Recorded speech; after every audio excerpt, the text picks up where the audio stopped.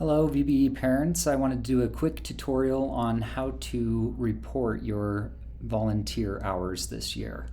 We are self-reporting, and VBE will send out periodic reports of how many hours are logged for each family. So first navigate to villabellaschool.org, then select Parents and Parent Launchpad. Karina is a new platform that we're using that integrates with our website, collects lots of data. It's what you guys used for your back to school required checklist.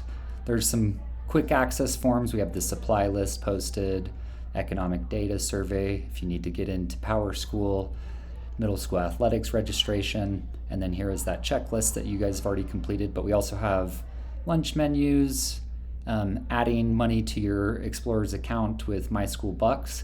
My School Bucks eventually will be our main payment method, and we will sell all items such as t-shirts, expedition fees, volunteer hours, etc.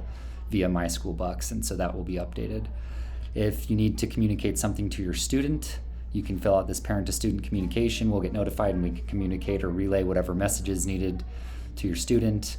There's a comment box if you're requesting an event,